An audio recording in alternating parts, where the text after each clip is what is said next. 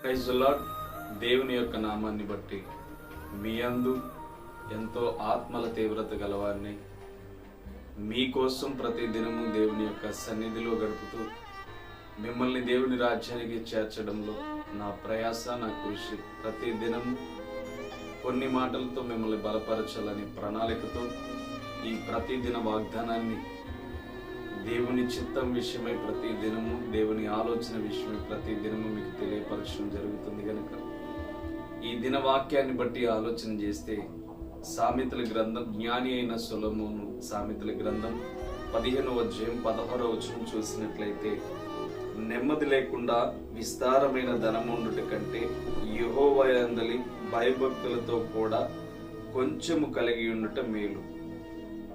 ఈ యొక్క వాక్యాన్ని బట్టి ఆలోచన చేస్తే, ఈ వాక్యాన్ని ఎవరు రాస్తున్నారని ఆలోచన చేస్తే, గొప్ప ధనవంతుడు, గొప్ప జ్ఞానము గల వ్యక్తి, జ్ఞాని అయిన సొలొమోను, గొప్ప వెండి బంగారములు కలిగిన వ్యక్తి ఏ రీతిగా ఈ సందర్భాన్ని బట్టి వాక్యాన్ని రాస్తున్నాడో మనకు ఒక్కసారి జ్ఞానం కలిగి ఆలోచన చేస్తే అర్థమవుతుంది.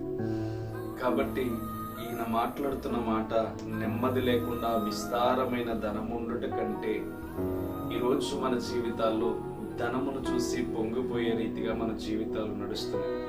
ధనమును చూసి రెట్టింపుతో ఊరేగింపే రీతిగా మన జీవితాలు, మన హృదయాలు మనమల్ని మోసం చేసుకునే రీతిగా ఈ ధనము మనము ఏ వైపు నడిపిస్తుందో మనం ఆలోచన చేయొచ్చు. కాబట్టి ఆలోచన విధానాన్ని బట్టి మనము త్వరపడుతూ ఆలోచన చేస్తే నాశనమునకు ముందు గర్వము నడుస్తుందని 16:18లో వాక్యం సెలవిస్తుంది. నిజమే, మనకి గర్వం ఎప్పుడు వస్తుందంటే మనలో ఉన్న ధనమును చూసుకున్నప్పుడు. మనలో గర్వం ఎప్పుడు ఏర్పడుతుందంటే మనకు చాలా అధికమైన శక్తి ఏర్పడిపోయి మనలో మనకేంట్లే అన్న రేంజ్లోకి వెళ్ళినప్పుడు మన మీద ఈ విధముగా దాడి చేయడం ప్రారంభించబడుతుంది. అప్పుడు నీవు ఆలోచన చేయాలి, నేను ఎందుకు ఈ ధనం వలన విర్రవేగుతున్నాను? ఈ ధనం వలన నాకు వచ్చేది ఏముంది? లేనప్పుడు, నేను కష్టంలో ఉన్నప్పుడు ఎవరు నన్ను ఆదుకోలేదు, ఇప్పుడు ఉన్నదని నేను ఎందుకు గర్వించాలనే తలంపులను మర్చిపోయి ఈరోజు గర్వంతో కూడి బ్రతుకుచున్న దినాలు ఎన్నో మేము చూడగలుగుతున్నాం. కాబట్టి యెహోవా యందు భయభక్తులతో కూడా కొంచెము కలిగి ఉండటం మేలు. అంటే మనకి లేమిలో కూడా సంతోషాన్ని కలుగజేసేది, మనకి సంతోషము, సమాధానము దేవుని యొద్ద నుంచి వస్తున్న ప్రేమ మాత్రమే. అందుకనే ఆ కింద వచనంలో అంటాడు, భగవాని ఇంట క్రొవ్విన యొద్ద మాంసము తినుట కంటే ప్రేమ గల చోట ఆకుకూరల భోజనము తినుట మేలు అని చెప్పి దేవుని వాక్యం సెలవిస్తుంది. ఒక్కసారి దేవుని యొక్క మాటలను బట్టి సొలొమోను ఎంత వినయము గల మాటలను రాస్తున్నాడు ఆలోచన చేయండి. మనము ధనమును చూసి వెర్రవేగిపోకూడదు. ఇదిగో క్రొవ్విన వాటిని అంట మాంసమును తినుట కంటే ప్రేమ గల చోట ఆకుకూరలు తినుట మేలు అని వాక్యం సెలవిస్తుంది. కాబట్టి ప్రేమ కలిగి శాంతితో ఆలోచన చేయండి. మనము ఎన్ని తిన్నా, ఏమి చేసినా, ఎంత ధనం ఉన్నా ఒకరోజు ఈ ధనము మనం వెంట రాదు. కానీ ప్రేమ శాశ్వత కాలం ఉంటుందని చెప్పి దేవుని వాక్యం సెలవిస్తుంది.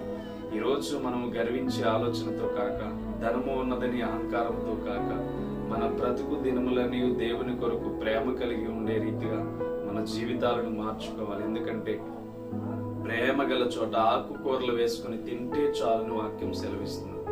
అదే రీతిగా మన జీవితంలో ఈ క్రమాన్ని తప్పకుండా పాటిస్తే మనకి దేవుడు ప్రతి దినము సహాయము చేస్తూనే ఉంటాడు.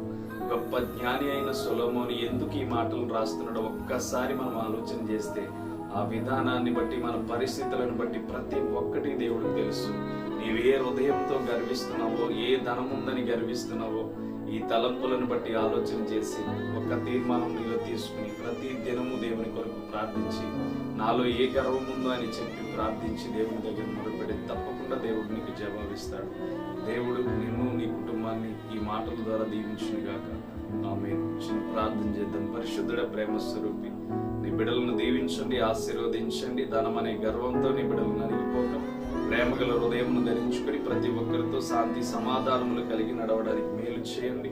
కృప చూపించి బలపరిచి ఈ యొక్క దినాన్ని నీ బిడ్డలను దీవించి ఆశీర్వదించి బలపరిచి మేలు చేయండి. యేసుక్రీస్తు నామమున అడుగుచున్నాను తండ్రి. ఆమేన్. దేవుడు మిమ్మల్ని దీవించి ఆశీర్వదించును గాక.